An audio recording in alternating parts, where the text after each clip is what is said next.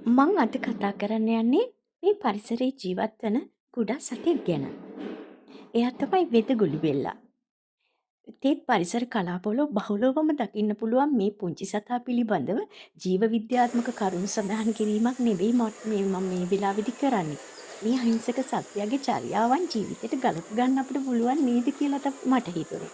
එයා හරිම නිශ්ශබ්ද චරිතයක්. එහා මෙහා සංසරණය වෙනවා දකින්න බෑ අපිට. බලන්න මෙයාගේ කටුව දියසෙවල් තියෙනවා එයාගේ කටුවේ. ඒ කියන්නේ එයා එකතැන මාස ගාණක් රැඳිලා ඉන්නවා අපිට දකින්න පුළුවන්. ගස්වල කඳන්වල, කොළවල යටිපැත්තේ. ඉතින් මෙයා රැඳිලා ඉන්නේ හරියට පෞරාණික වස්තුවක් වගේ. ඉතින් ඒ වගේම මෙයා හරිම අහිංසකයි. කිසිම ගොවියෙකුට හානියක් කරන කෙනෙක් නෙමෙයි. මොනේ කන කැම්බීම ගැන නම් මම නම් දන්නේ නැහැ. කොහොම වුණත් මේ බලන්න මෙයාට විදුගුළු බෙල්ල කියන්නේ ඇයි කියලා අපි බලමු. බලන්න මෙයා අල්ලනකොට මෙයාගේ ඇඟෙන් ශ්‍රාවය වෙනවා යම්කිසි දියරයක්. මේක හරි සීතලයි. මේ ශ්‍රාවය වන දියරය බොහෝ ගැමියෝ කියනවා පිලිසුණු වෙලාවට ඒ දියරය ගාගත්තාම හරි සිසිලක් දැනෙනවා කියලා. ඉතින් ඒ නිසා තමයි මෙයාට විදුගුළු බෙල්ල කියලා කියන්නේ. ඉතින් කොහම වුණත් මේ වගේ සමාජෙත් ඉන්නවා බොහෝ අය.